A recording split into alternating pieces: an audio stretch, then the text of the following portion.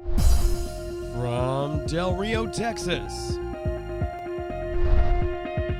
Rob Wade and Robert Garza. Two guys who dive.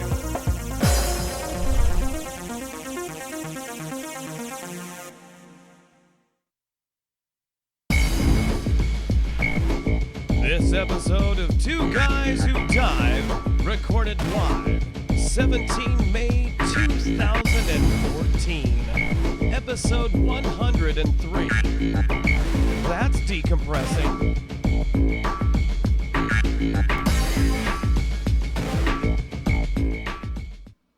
Well, welcome once again to another episode of Two Guys Who Dive, and I'm your host, Rob Wade, and my co-host is out of pocket again. This time he is helping somebody with yard work. So that tells me he's got really bad planning.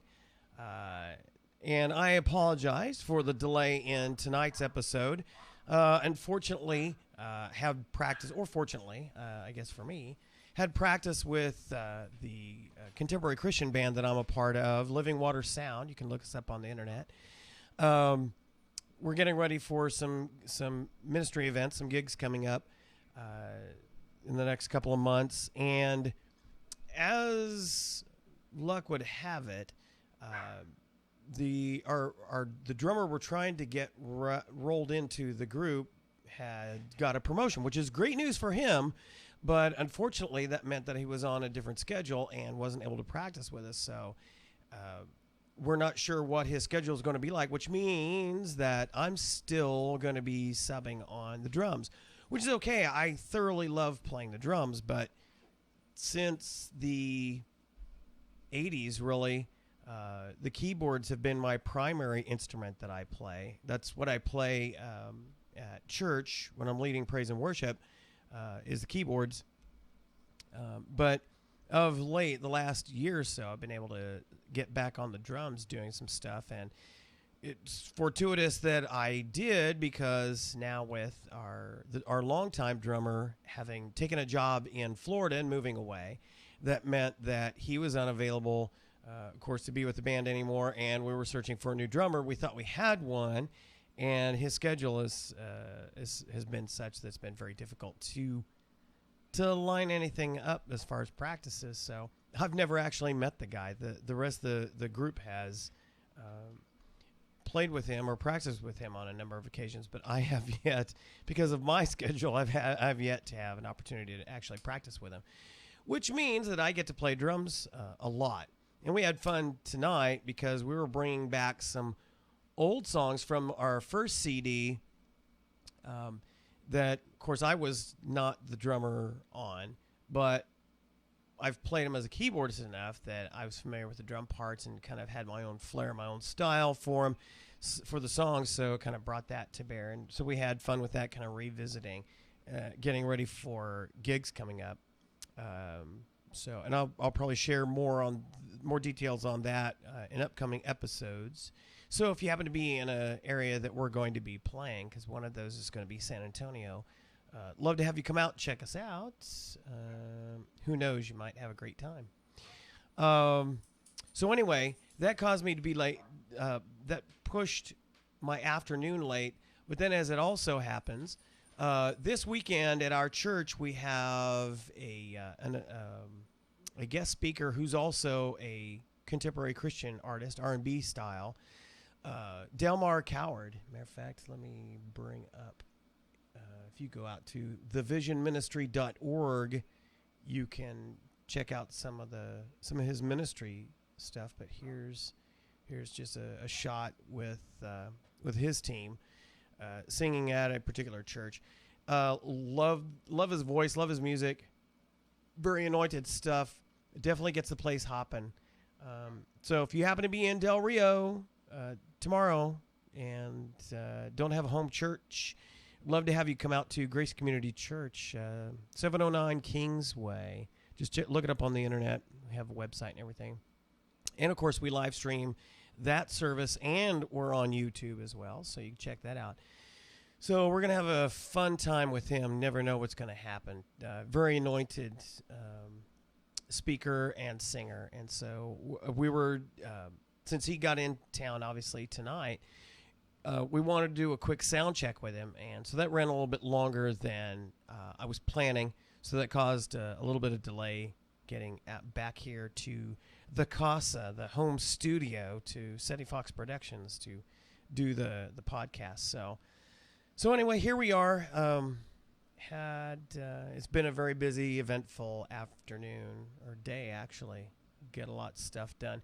It's pretty sad when I work during the week, pays the bills, but I seem to do a lot more work on the weekends. I was hoping to maybe get a dive in today because it was actually gorgeous weather here in Del Rio.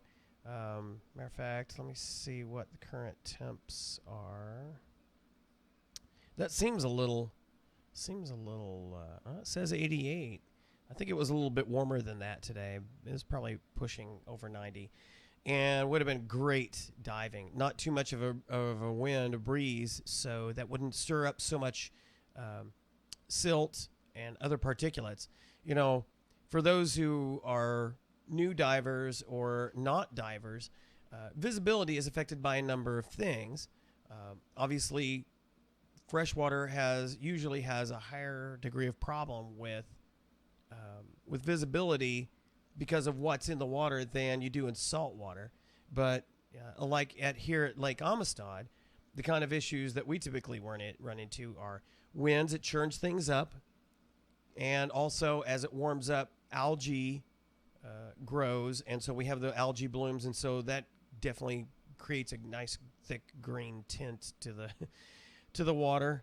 Visibility a couple of weeks ago was actually very good. I was able to get a dive in, and I wish I'd brought my camera with me because I was really not expecting the visibility to be as good as it was.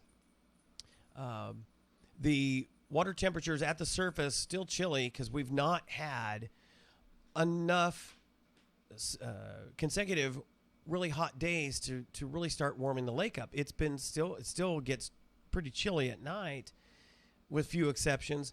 So at the surface, the water temp at Lake Amistad was 70 degrees, and down at depth, my dive, I maxed out at 87. It was 62 degrees. I was wearing my 5 mil full wetsuit, by Waterproof, by the way, and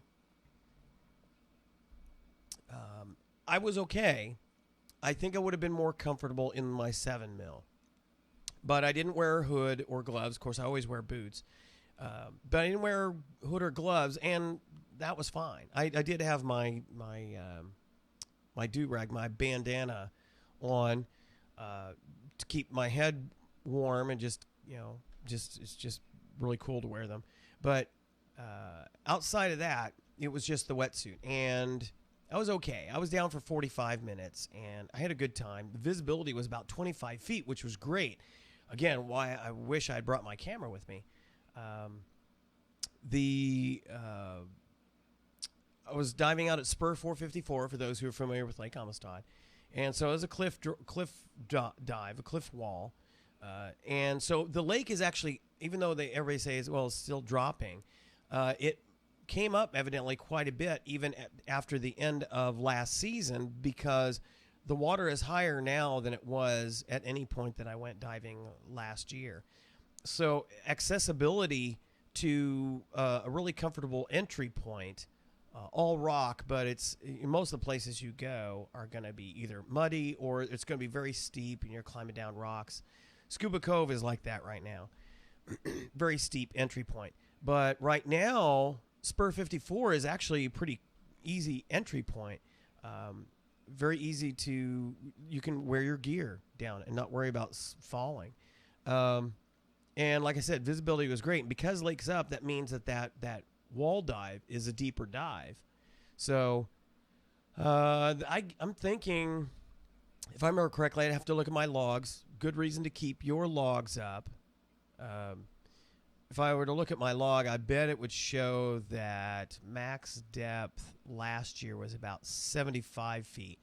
So that means that compared to the end of last year, the lake is about a little over 10 feet up, but it's it's dropping. They said it's losing water every day, but still, I had a great time and was really anxious to get back out there again. But unfortunately, had a lot of work to do around the house, cleaning up some stuff. Normally, we're really good about keeping stuff up, but it's just been kind of hectic. Not to bore you too much with stuff, but we both have vehicles because our schedules are both so busy that most of the time we really do need both vehicles, even though we both work on the same Air Force base. There's a lot of stuff that I do around the base that I can't just sit there, and sometimes she has to travel as well, different appointments to go to. So having one vehicle is painful. It could be done, but it's painful. Well, my car, which is actually the newer of the two, developed. It was missing really bad. I mean, it was misfiring on cylinder 3. I have a 2002 Mustang GT. My wife has a 98 Rodeo, which is actually in better shape mechanically than my Mustang, which is a shame, but it just shows you how well the Suzu made their vehicles. So, but unfortunately, being over 150,000 miles on the car, we had to replace the clutch on the Rodeo. That was nearly $1,000. And then right on the heels of that, here's my Mustang deciding to give me fits. So, and I just spent $800 on a replacement of the intake manifold. It had blown something that was leaking oil. It was horrible, which then caused a hose to burst and radiator fluid to go all over the place, which then fried my alternator. It was just a cascade of tragic events there. Lemony Snicket would be proud. So just spent that much on there. So now I've got this misfire, and I thought, okay, it was probably just a bad plug or something like that. Well, he opens it up and finds that the threads, there's aluminum heads on these cars, makes them lighter, but their aluminum is weak. I hate the fact that we use aluminum. But so the threads stripped on the spark plug, which for those who are uninitiated in vehicle repair, there's not a lot of things you can do, and he tried a number of things. Finally got an insert that he was able to apply to it that could seal it up. Because if you can't get a good seal, one of two things happens. Air from the compression of the cylinder can escape around the spark plug, and so it doesn't fire correctly. And it doesn't. If you don't have the right compression, then the piston doesn't get pushed down correctly. Or it literally can blow the spark plug right out of the head, and you can imagine the tragic outcome of that. Hole in your hood or something like that. So anyway, we weren't holding out much hope, but he was finally able to get the insert to work. But it's one of those things, you're on borrowed time. If you have to go through that kind of a fix, you're looking at replacing your vehicle, and which, of course, I am, but we really wanted to replace it on my terms, in my time, not because it's, the mechanics failed on it. So right now it's driving smoothly on all 8 cylinders, but that just means we're delaying the inevitable. So we'll have to get a new vehicle, hopefully right after our vacation, because we don't want to have anything impact our vacation. Going to Belize this year, barring any unforeseen circumstances. Looking forward to that. We've never been. So, and if we time it right, if we get the dates that we're looking at, this will be our second international podcast. We probably will not be joined by our friends Gay and Tricia, who went with us on our Grand Cayman trip, and I think that was episode 34 or something like that. You can look it up. But that was fun. But so it'll be just Tara and I, but we'll be, obviously showing you video and snapshots and everything. assuming that the internet connection is decent down there. I'll be bringing my trusty laptop down there with all the software and everything, and our webcam, and we'll be the low key, low scale, low tech version of the podcast, but still. And of course, it'll be uploaded to YouTube afterward as well. So anyway, looking forward to that. Title episode this week is That's Decompressing, because we'll be kind of revisiting Decompression Illness. For those of you who have, obviously, if you're a diver, you're introduced to those concepts, but it always is important to go back to the basics, to never forget the basics, because people make really bad decisions and do stupid things, as we shared with you last episode, 102, talking about some newbie divers who decided to do a deep dive really shortly after being certified. I mean, not only did they do a deep dive, they went into tech dive territory, going 200 feet. Stupid. So anyway, and so obviously somebody was going to die as a result of that, for obvious reasons. But we'll be revisiting a little bit about decompression, DCI. First off, a little bit of tech news. Windows Phone 8.1. If you're running the developer preview, which is easy to do if you have a Windows Phone, it's very easy to become a developer for Windows Phone without actually having developed anything, because it doesn't cost you anything. So you can get the developer preview and actually move yourself up from Windows Phone 8 to Windows Phone 8.1. Well, one of the complaints that some people had about this preview was battery life was significantly impacted. But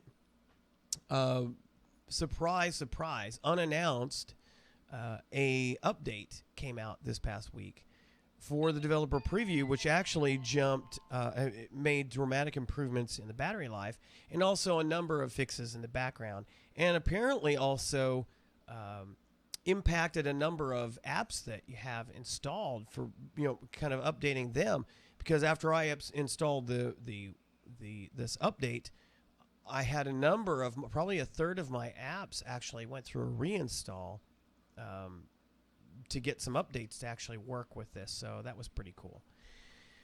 And a bunch of rumors coming out about the iPhone 6, which I guess now is looking at a September release. And so I'm sure a lot of you are looking forward to that.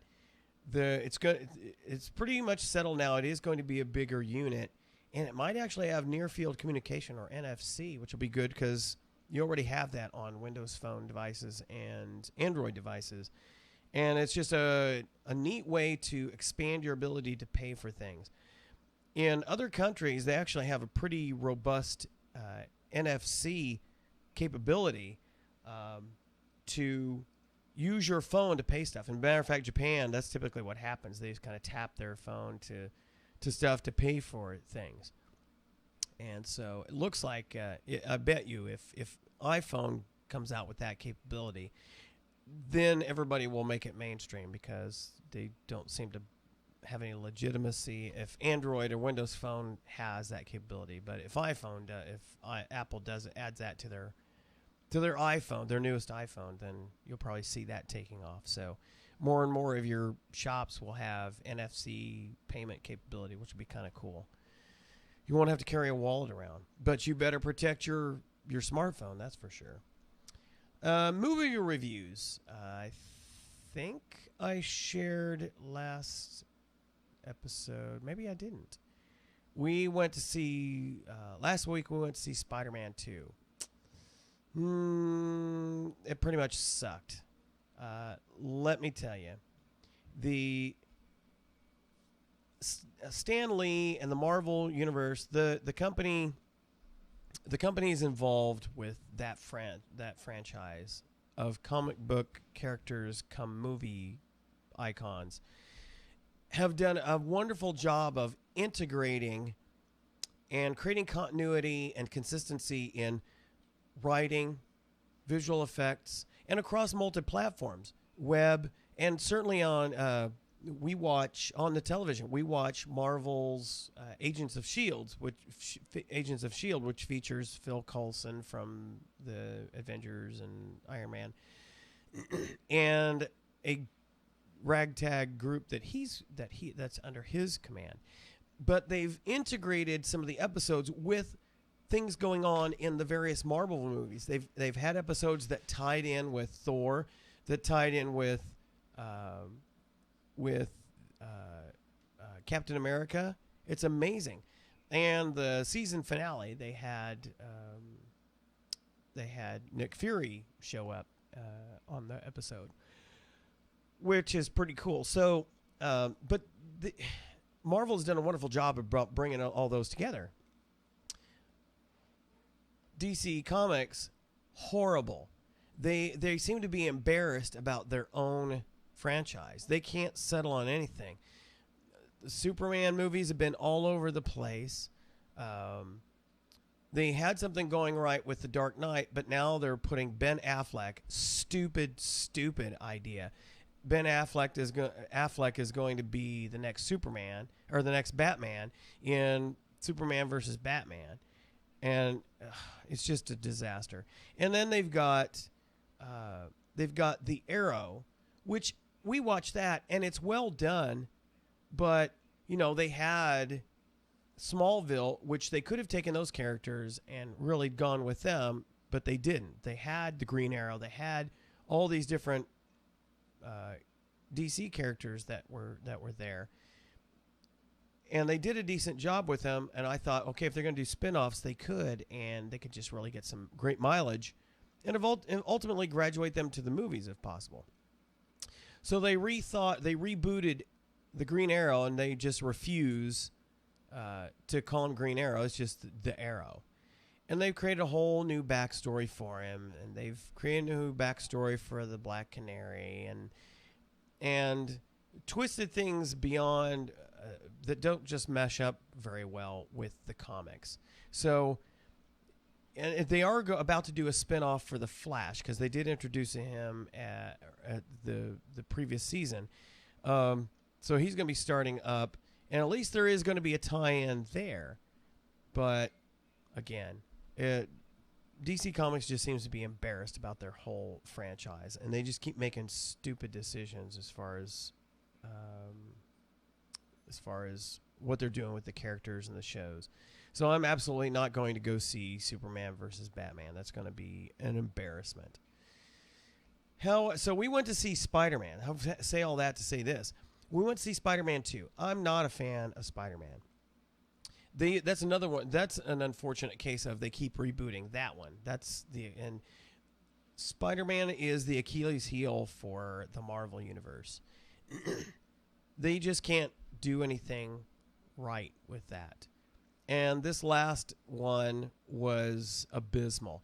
It was horribly written.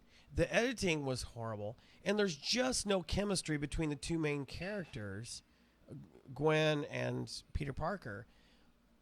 I don't like the actor playing Peter Parker or Spider-Man, and I didn't like him on the screen. He was boring. He was a wimpy, wussy little boy who I wanted him to lose.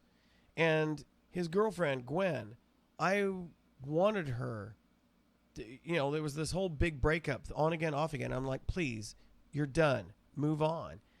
And so, spoiler alert, when she dies at the end, I was like, it was kind of unexpected, but I was like, yes, that's righteous. I was happy about that.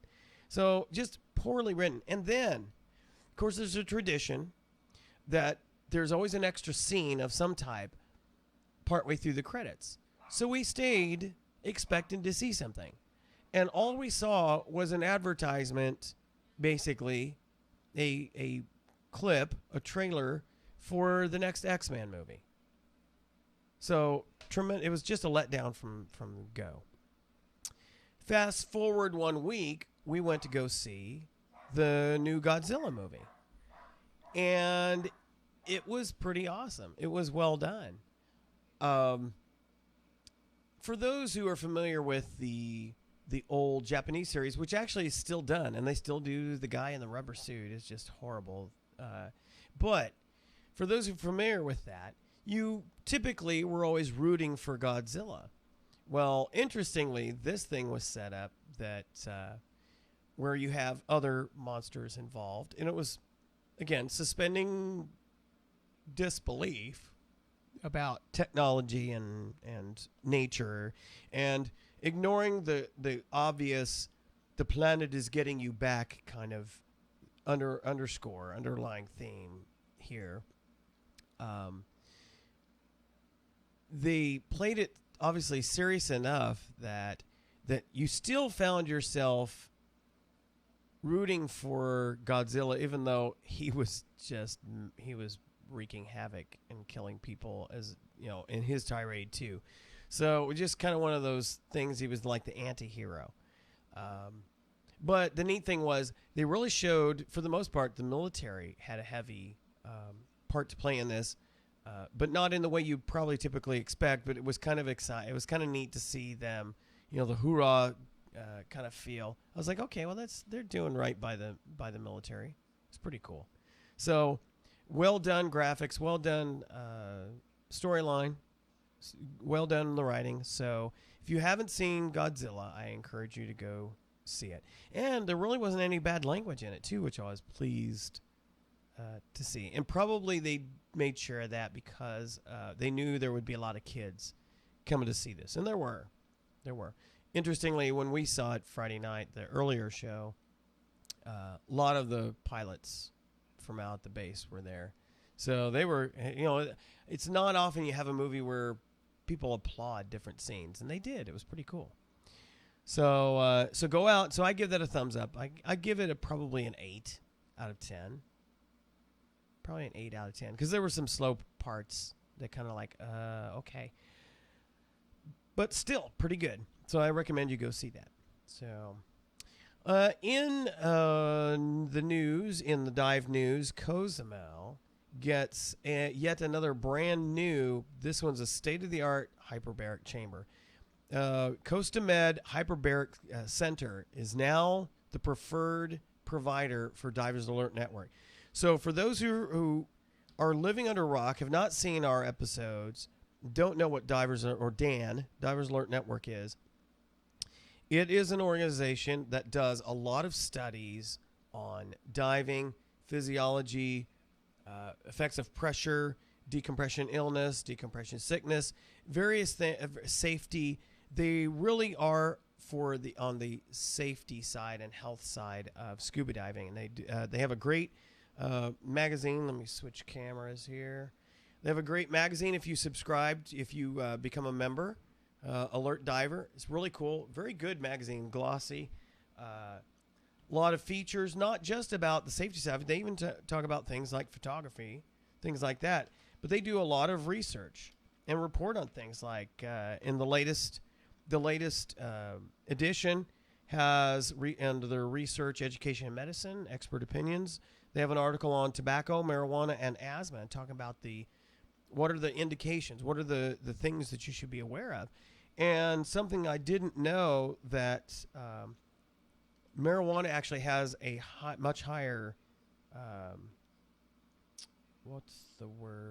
tar content than cigarettes. Wow. So, but anyway, it goes on to talking about what kind of problems these can cause if you're a diver, especially if you happen to have asthma. There are certain types of asthma that you can get cleared to dive on, by the way. But those are the kinds of things that you'll see in Diver Alert Network or Diver Alert or Alert Diver online. They actually have an online version of the magazine, which is pretty cool. But they sell dive insurance, so if you and it's worthwhile. As a matter of fact, I was reading an article about a guy who was on a dive, very experienced diver. He dove pretty conservatively, but he actually came up at the end of a dive and he started feeling numbness, which is one of the symptoms, as we'll discuss later, of decompression sickness. So he was thinking, okay, I may be experiencing DCS. So he told the boat captain, and they applied O2. They got him to shore. They sent him to a doctor. They had him checked. He noticed that the symptoms went away pretty quickly after being on O2, which is also somewhat common. So he had it checked out, and they said, well, we can't find any actual symptoms of DCS. So he actually went to see a doctor, went to a hospital where he could get an MRI, so they can actually see the microscopic bubbles that can develop in your bloodstream as a result of decompression sickness. What they did discover, this was interesting. What they did discover when they went to have that checked out was they discovered that he actually had 2 swollen discs that were creating pressure on his spinal cord. And so that's why he was experiencing the numbness. It wasn't from DCS, it was from the pressure of these discs expanding and putting pressure. And he was not far away from becoming paralyzed from the waist down. So be aware that some other conditions that you can develop on a dive may look like DCS and happen as a result of a dive, but may not be DCS. So you need to make sure you go see a a physician who's experienced in dive medicine, but also that they're equipped to check out the other things that you might be suffering from as a result. In his case, he was able to get a surgery right away, and everything got repaired, and he's back to diving. As it turns out, he'd done a lot of diving where he was wearing all of his gear up and down from the dive location, or the shore dives, and even on the boat. When you're diving, you need to make sure you look carefully, examine the area that you're diving, especially if you're shore diving. Sometimes it makes sense to be full up in gear and enter the water if it's an easy enough entry, which is why I mentioned that the entry for Spur 454 out at Lake Amistad is actually a pretty easy entry right now. You could pretty comfortably wear your gear down and get into the water. But you know your own health condition. You know how and what kind of shape you're in. So it's important to take that in consideration, whether or not you need to be wearing your gear down or bring it down a piece at a time and assemble it in the water. There's nothing wrong with assembling it on the shore and then floating it out and then getting into it. We teach in the course how to enter and exit your gear in deep water. Or you can obviously do it shallow water. But the idea is it's easier to get in and out of if you keep your practice up, to do it in the water rather than lug it all down. Now, these days I typically will wear most of it down. I'll often put the tank on the BC, throw that on, and carry that down because it's just easier to carry it that way. If I'm going to carry a tank down, you're always going to be lopsided, but it's much easier if you're throwing it on your back. Now, obviously, if you have a really steep entry, you have to lean forward to a certain degree to carry the weight of that tank. Well, that puts you in a precarious position when you're walking down a steep hill that you might lose control, and you've already got weight pulling you forward. And if you slip, you could end up in a pretty tragic tumble headed down the hill, like Scuba Cove is right now. I love diving there, but this is not the time to be diving there. Lake needs to come up a lot. So anyway,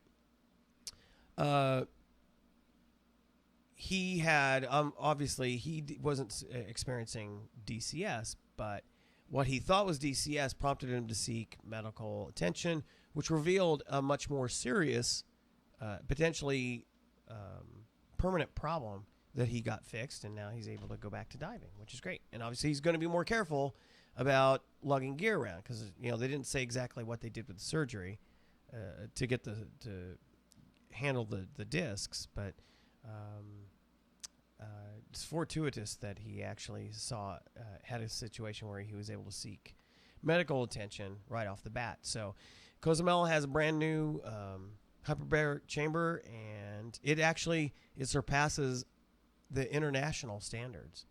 And it's one of those multi-place ones, which means they can treat up multiple divers in different levels. So this one can treat up to 10 divers. So that's, and if you've been diving in Cozumel, you know there are tons of divers, not just local divers, but everybody goes there to dive. And I have to admit, it's a very inexpensive trip, very inexpensive to stay there, and the diving is awesome.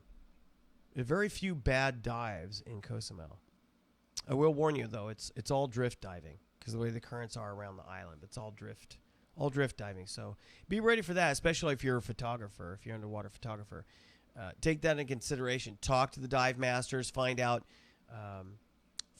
if a particular place you're going to has a very high drift that you're going through, because that may be one of those that you kind of pass on taking, unless you're going to do video.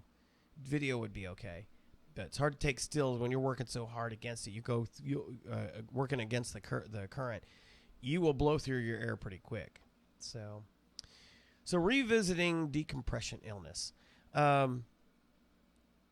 We teach a lot about how you need to be careful on your ascents, how you need to make sure that you don't exceed your training and experience, how you need to make sure you're watching. You dive, you plan your dive, and you dive your plan. You get familiar with the dive tables.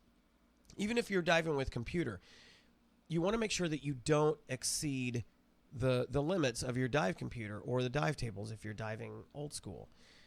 Those are a general rule, but it's not a perfected science. We always recommend that you don't push the limits. Even if you don't cross the limits of a particular time at depth, every diver is different on every dive. No two divers will experience the same dive the same way. You could both be within the limitations of your computer or your dive tables, and one of you may actually still experience some sort of decompression illness or decompression sickness or air gas embolism.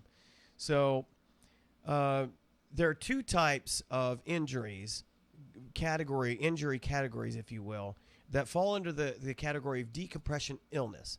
The first one is decompression sickness, and then the other one is arterial gas embolism, or AGE.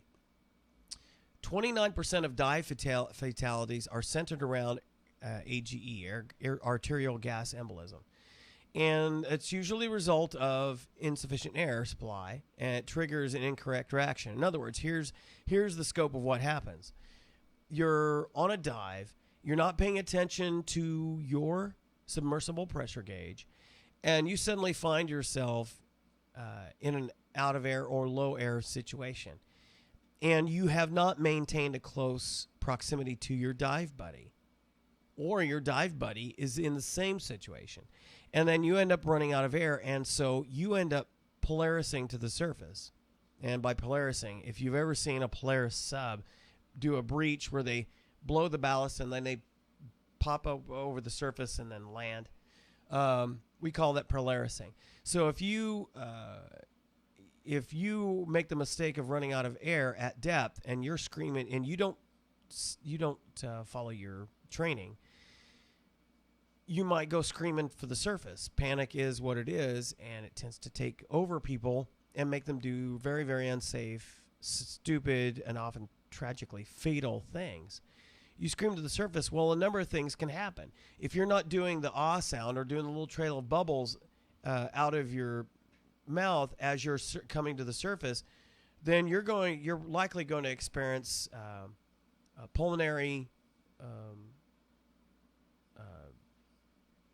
pneumothorax, expanding your lungs beyond capacity because the air has to go somewhere, or an AGE, where basically the air is expanding because the pressure is lower. The air is expanding so quickly that it has to go somewhere, and it's going to be released in a number of ways, one of which may be into your bloodstream as big bubbles. I say big bubbles. They're still microscopic, but they're going, and those bubbles have to go somewhere. So 29. So what happens is people go into a panic. That's not where I want to go. They go into a panic and they start screaming for the surface, and so they may experience either lung expansion or a pulmonary barotrauma, and so air gets released into the arteries. Well, guess what? That air is going to be pumped through the bloodstream, through the heart, and then get passed on to the brain. And so what happens is once it reaches the brain, then you can have a cerebral arterial gas embolism, or a CAG, or CAGE. And that can manifest in a number of ways, very commonly some sort of a stroke. And then you end up drowning because you lose control, and then you end up dying. So it's important that you keep yourself familiar with some of the gas laws that you're introduced to in the basic course, and you get a lot more information on when you take the more advanced courses, certainly by the time you get to Dive Master. But of the types of initial manifestations of DCI from 1998 to 2004, here were the top 6 that are recorded to have been observed. Pain, which typically in the joints, most commonly, 41% of the time. Numbness, like the gentleman that we were talking about earlier, 27% of the time, because various pressure is placed on critical nerve junctures, and so you can start to begin to lose feeling, get that feeling of numbness or tingling. Constitutional, basically you have problems with bowel movements, intestines, and those kinds of things, because there's air that's in there too. Dizziness. You'll often see those tied with the numbness, but dizziness, which might be a symptom that you're experiencing AGE. Muscular weakness. Again, if it gets into the tissues, the muscle tissues, they can't function correctly. Cutaneous, which is one of the pictures I wanted to show here. Here's how it might look. If you experience cutaneous decompression sickness, this is what you might see. It will show up within an hour or two after you surface. You'll see the air; those bubbles are going somewhere, and so they try to escape through the tissues of the skin. So you'll see what looks like a rash, and it could be anywhere. It can be just depends on where the air bubbles were in your bloodstream, and they're going to try to escape the easiest way that they can. And so if you see a rash develop after a dive, and you know you didn't come into contact with underwater life that is poisonous or otherwise creates an irritant, be a good idea to get on oxygen and go visit a hyperbaric chamber.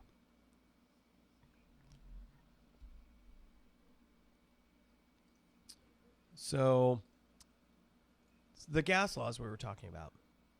Here are the 3 that are pertinent to, most pertinent to decompression illness. You have Boyle's law. At a constant temperature, the volume of a given gas, obviously the gas you're breathing, which could be any combination of things. Typically, if it's regular air, it's going to be 79% nitrogen, 21% oxygen, and the rest are trace gases. But anyway, if you're on enriched air, you're going to be diving with a higher percentage of oxygen. If you're on other mixed gases for tech diving, you may have helium mixed in there or some other inert gases. But anyway, the volume of a given gas is inversely proportional to the ambient pressure. In other words, as the pressure increases, it decreases the volume because it's compressing the gas that's in there, that's in the container. To maintain a neutral lung volume, in other words, where you breathe and it's just you're not taking a deep breath where it's over expanded. To maintain a neutral lung volume, as we descend on scuba, we inhale proportionally more gas volumes per breath.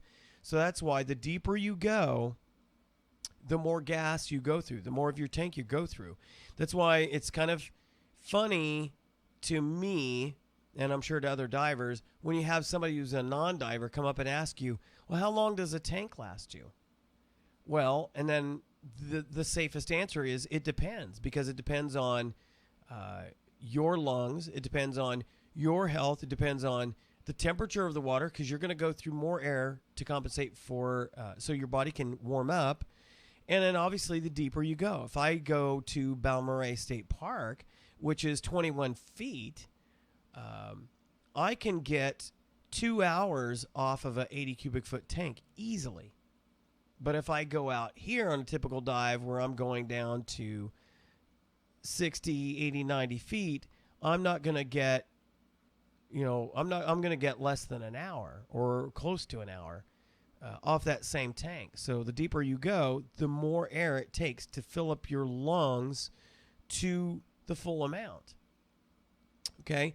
Now, obviously, it's important to remember that volume of air that you took at 80 feet to fill up your lungs, if you were to hold it without letting air escape, as you come to the surface, that air is going to expand dramatically.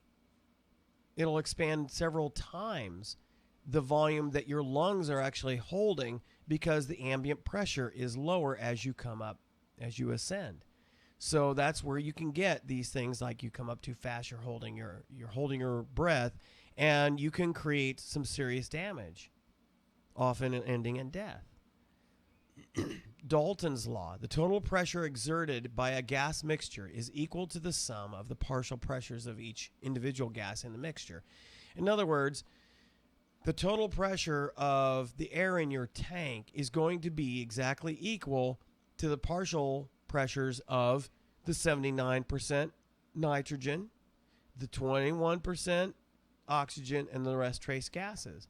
And then whatever the mix is you're diving, if you're diving an exotic mix for tech diving. So those are always going to be equal. So you add those up, and that pressure is going to be equal to the partial pressure of all of those. So as we breathe more gas molecules per breath on descent, the potential impact of elevated partial pressures becomes important. Nitrogen narcosis results from an elevated partial pressure of nitrogen. As you're going deeper, you're diving a higher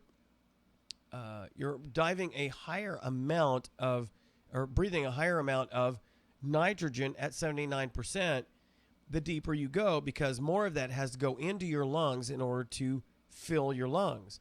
Well, that is, as you breathe all of that, it's being processed by your alveoli, and then it transfers it into your system.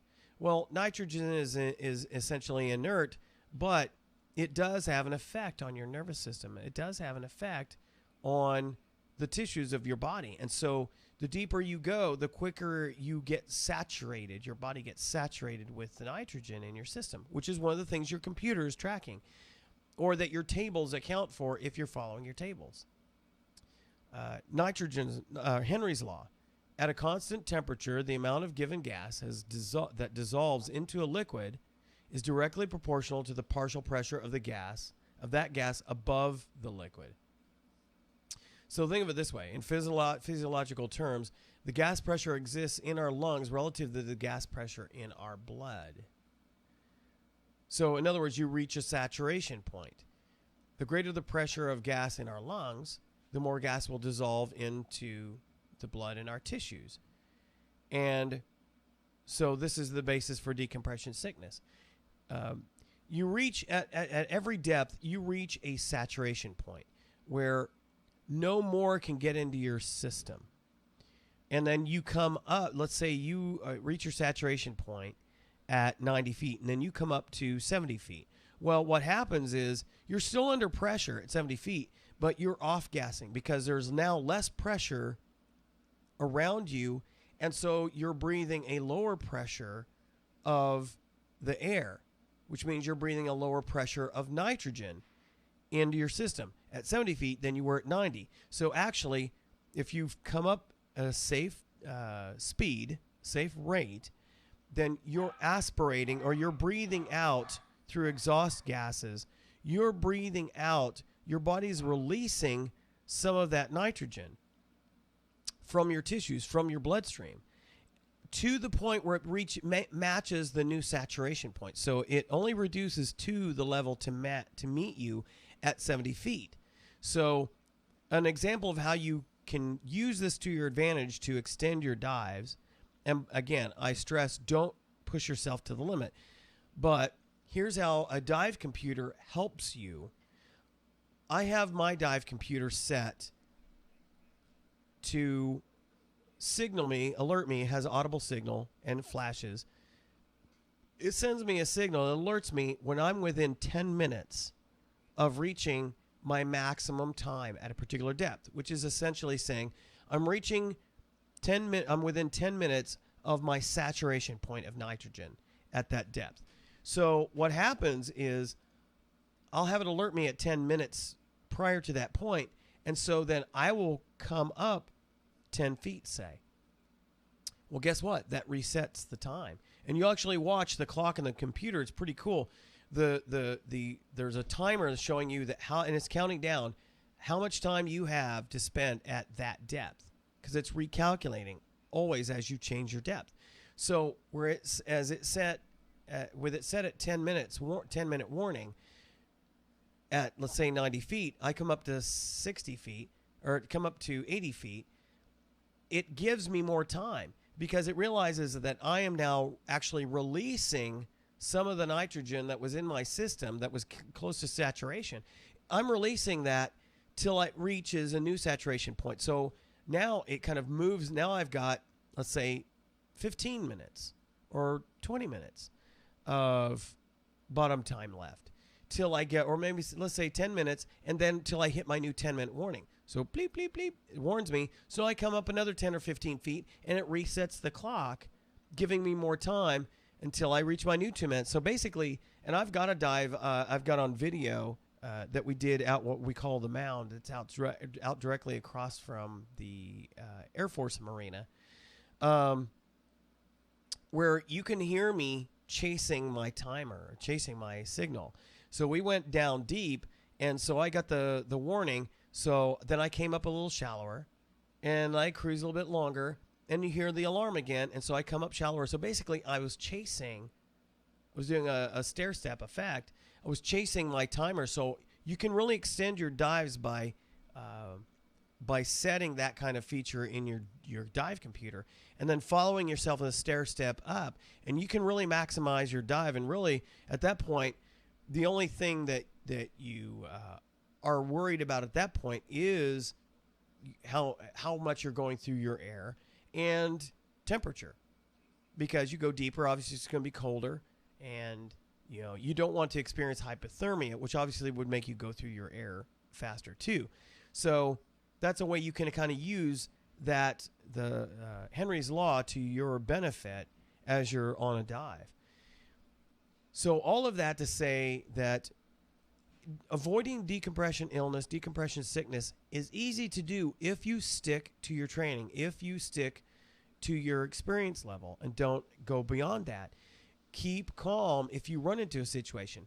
If you are a conscientious diver, you should never, ever run out of air under normal circumstances. And by normal, I mean where you've not had a situation where a first stage blew or second stage had a catastrophic failure and you had to abort the dive because all the air escaped. Oh, got a visitor here. Showing up late to the podcast is Ronan. Say hi to everybody.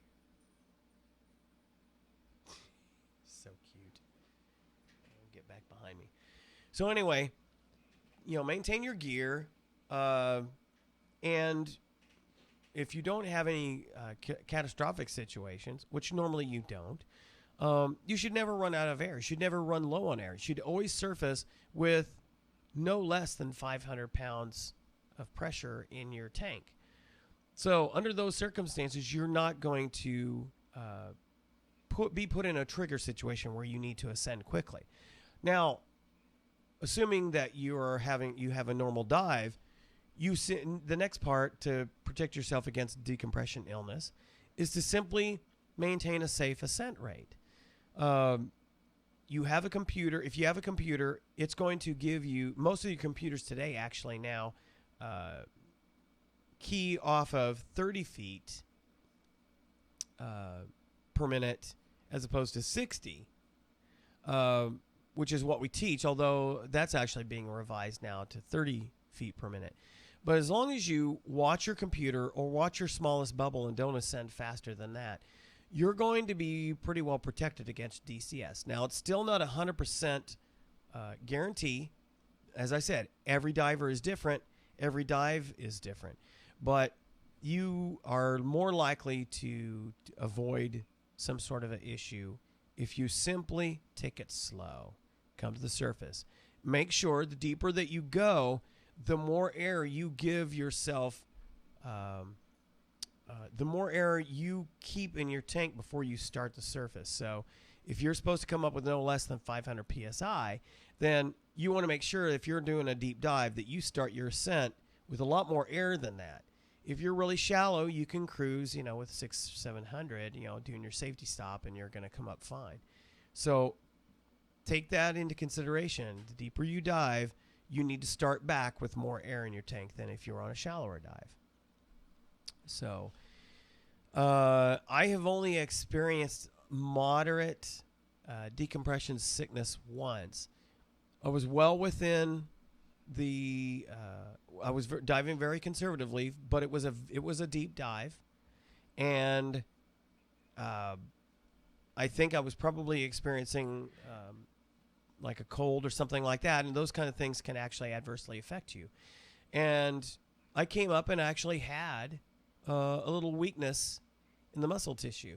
It revealed itself about 3 hours after the dive, but I simply took it slow. It was, fortunately, it was not a serious situation. I had considered at one point going to see a hyperbaric chamber, but because it was very, very, very, very slight, just enough that I felt it was almost like you get when you're hungry. Sometimes you can get when you're hungry and you just feel kind of like shaky. It's kind of that feeling, but it was just in my legs. But they went away very quickly, and I've had no adverse effects. But I recognized it for what it was, and so I took appropriate cautions, and I was ready to go to a chamber if I needed to. But so it can happen even on the most conservative dive, because obviously the deeper you go, you're putting more pressure on your body that you might experience something like that. So just be aware of it. Dive within your limits. Don't do stupid things like those 3 newbies that we talked about in the last episode did.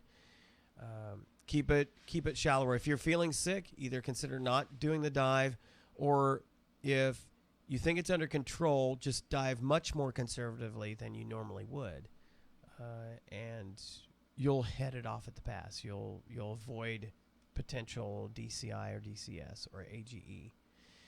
All right, as we start to wrap up here, once again, want to share with you that Mike McCarson has got, I haven't changed the date for our dive our dive club meeting. Got classes. Looks like the May one is a wash because nobody signed up. But it looks like I do have potentials for June, so you need to sign up for the June one. They'll be 26th to the 29th, so sign up by the first week of June at the latest. And then we have July 24th to the 27th. Sign up for in the first week of July at the latest there. August 28th to the 31st. Sign up first week of August there. And September 25th through the 29th. And, of course, sign up the first week of September. And, again, we'd like to remind you that airfields are available from Mike McCarson at Broke Mill RV Park out at Highway 90 West. Give him a call at 830-719-2935. Now, if you want to get in touch with us, we'd love for you to visit our website, delriodiveclub.com. You can find out all the details about our places we've gone, and also about the dive classes, the scuba classes. We have links on there with all the details, prices, etc. Also, visit us on our Facebook page, Del Rio Dive Club. or you send us a message via Skype. Just look for TGWD and you'll find us. And, of course, you can send me an email at robert.wade@setifox.net or follow me on the Twitter at RobertCFP, Charlie Foxtrot Papa, or Ceti Fox Productions, as it were. And love to hear from you. That pretty much finishes us up for this evening. I have not eaten tonight, so I'm starving. My wife has made some meatballs and is probably getting ready to do some pasta to go with it, so I'm ready to chow down. And again, remind you, if you happen to be in the Del Rio area and you don't have a home church tomorrow, we'd love to have you come out to Grace Community Church, 709 Kingsway. And we've got a special guest, Delmar Coward, who definitely is going to rock the house and bless you and all that good stuff. So we'd love to see you there. So anyway, we will see you next week on another exciting episode of Two Guys Who Dive. See ya.